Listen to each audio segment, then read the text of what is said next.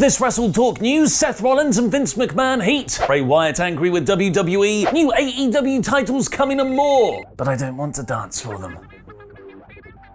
I know, you beat me last night, Pete, which means I am your manservant now. Give us a subscribe and enable notifications to always on for daily wrestling news videos. Support WrestleTalk! The main event of last night's Extreme Rules pay-per-view saw the demon Finn Balor rise from the dead by hooking up his entrance music via Bluetooth or something and turning the lights red to take out the Usos, put Roman Reigns through a table, but then get cruelly struck down by the might of God when the top rope broke and he fell into a spear. Ah yes, the demon's biggest weaknesses: faulty rigging and corporate negligence. Some people liked it, some people hated it. Dave Meltzer even called it creative. But what we can all be sure of is that at least it wasn't as bad as what they did to The Fiend at Hell in a Cell 2019. And now Seth Rollins' appearance on the Stone Cold podcast has revealed just how serious the backstage fallout from that was. Rollins revealed that his vision for the match, Hell in a Cell against the then unstoppable Fiend for the Universal Championship, was a lot different than what we had to go out there and do. Presumably, he wanted a finish that would keep the two hottest characters in the company going. Instead, Seth was booked to hit the Fiend with a sledgehammer, and the referee called for a DQ in a Hell in a Cell match where anything goes, unless you're a Sledgehammer or Brock Lesnar. Fans didn't react that positively, and Seth went on to describe what happened when he got backstage. I came through that curtain and I was ready to strangle Vince McMahon. I'm not kidding you.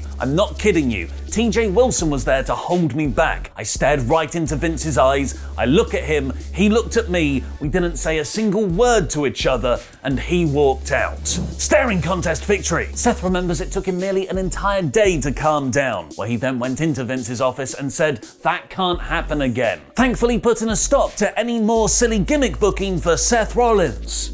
Following Hell in a Cell 2019, Rollins then spoke with Paul Heyman about how they could turn him heel because it was what the fans wanted, which he's been ever since. But that wasn't Seth's only run-in with creative. He confessed to not enjoying his WrestleMania 33 feud with Triple H either, who wasn't around a lot in the match's build, calling it just a mess. This also led to a heated meeting with Vince afterwards, where Rollins pitched winning the Intercontinental title so he could just wrestle again, which is presumably what led to his Monday Night Rollins run the following year. But don't say Seth that AEW confirmed just yet. He also revealed he has a couple of years left on his WWE contract. Before we get on with the rest of the episode, I'd just like to say a huge thank you to this video's sponsor, Noom, the weight loss program that you can take a 30-second free quiz for right now by clicking the link in the video description below. You want to know how to get healthy and lose weight? Easy. You just have to eat less sugar, consume more vegetables, eat only within a 3.5-hour window on Thursdays, on one large cheat refeeding meal on Monday night. Every second Wednesday you eat nothing but eggs. And once a month you must consume an entire birthday cake. Or maybe there's another way. A way that doesn't focus on the superficial, but the far more important whys. Noom combines the power of technology with real human coaches to help you change your behavior to achieve sustainable weight loss results. So many people lose weight on programs only to gain it all back when they stop. But through using cognitive behavior therapy to get to the root of people's eating habits, Noom tackles the why for longer lasting benefits. With CBT coaching professionals, a custom program, human support and accountability, all in just 10 minutes a day. While I've not been trying to lose weight, I have been trying to eat a lot healthier. And it was through Noom's help I realized my own negative behavior patterns. I would eat pretty good until I overworked and got stressed, which is actually quite a bit. And that's when I go for convenience over health. I just get a pizza and chocolate and eat that instead. In the few months since I've used Noom though, I now always make sure to have healthy meals in the freezer I can cook from frozen to get around this. People don't rise to the level of their goals, they fall to the level of their systems. Which is why it's so important to get that system in place and internalized. So take Noom's free 30-second quiz using our special links below to see how you could benefit from a truly custom weight loss program and to change your long-term habits for the better. Please give the link a click to check them out, as just doing that helps support us here at WrestleTalk, but most importantly, it helps support you and your health. Check out Noom today.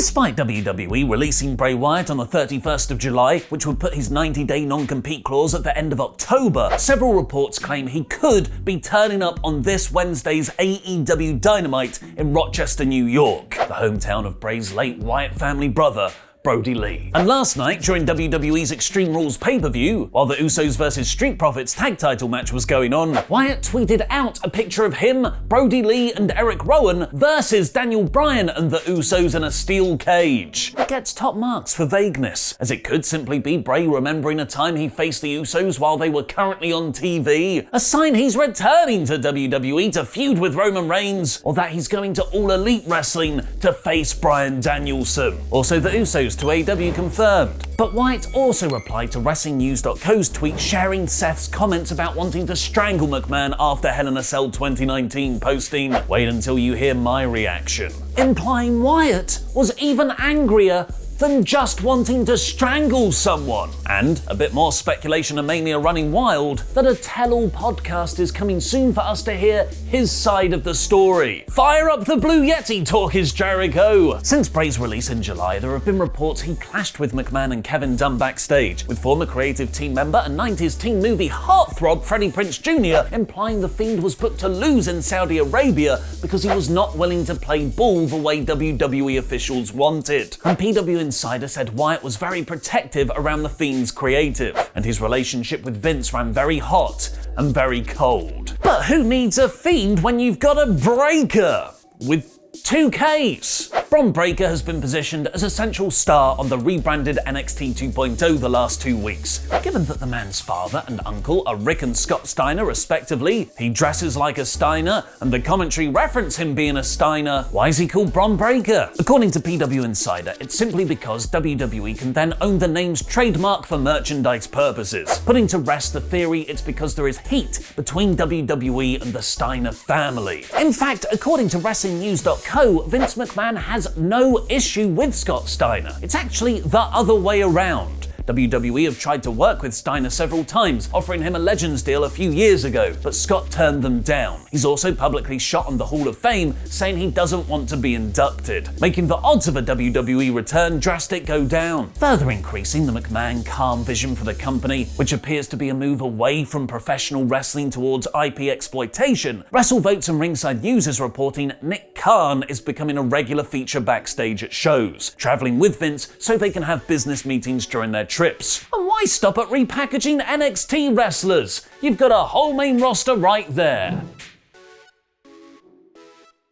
Riddick Moss returned to TV on Friday's SmackDown as the henchperson for Happy Corbin, after previously being the henchperson for Mojo Jojo Rawley, a stint on Raw Underground, and then suffering an ACL tear that kept him out for nearly a year. According to Fightful Select, the reason WWE brought him back despite there being a draft literally this Friday was because there was, quote, "no harm in it." And just when you thought you couldn't get a worse gimmick than Slapjack from Retribution, Shane Thorne came out as a Crocodile Dundee-style character on a dark match at SmackDown, tweeting, "Sure, Croc Dundee isn't cool," with a gif of Croc Dundee most definitely being cool. Hopefully WWE repackages another member of the main roster as an overly English stereotype, because then we can cheer them in September 2022, where What Culture is reporting that WWE is planning a major event in the UK on the 30th anniversary of SummerSlam 1992 from Wembley Stadium. Once the pandemic is more contained, expect Britain to become another battleground in the WWE vs AEW war. It's the second largest wrestling market on the planet, with Tony Khan also having plans to hold a show in the UK as soon as he can. Before then, though, is Long Island's UBS Arena, with both promotions running the venue 10 days from each other later this year. According to WrestleTalk, November 29th's Raw, which is a TV broadcast, has sold 2,700 tickets, whereas December 8th's Dynamite and Rampage show has sold over double that at 6,600. By then, we could have another set of AEW championships, with the Young Bucks changing their bio to read, "Give us the trios titles, #SuperClick," following theirs and Adam Cole's victory over Christian Cage and Jurassic Express last Friday. Kenny Omega first said he wanted 6-man belts in AEW in January 2020 on the Jericho Cruise shows. It's also been reported AEW are planning on adding a secondary women's belt called the TBS title. Naming championships after the network that pays you is a pretty smart move, especially if AEW used to accidentally make TNT mad during their early days. Talking to Stephanie Chase, Jericho said they even threatened to pull Dynamite if they did this one thing again. Not slicing open a head with a pizza cutter, not MJF fat-shaming thousands of people at a time, not even throwing bad-looking punches in a Dark Order segment, but for smoking. AEW was reprimanded for Jericho lighting up a cigar on TV after beating up Dustin Rhodes backstage, which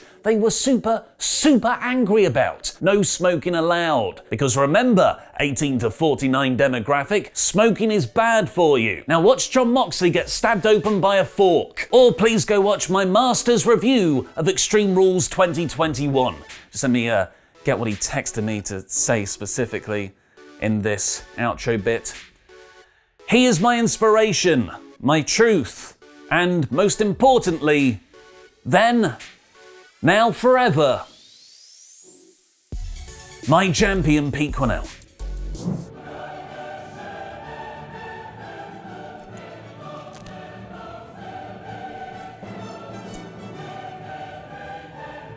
What the f*** was that?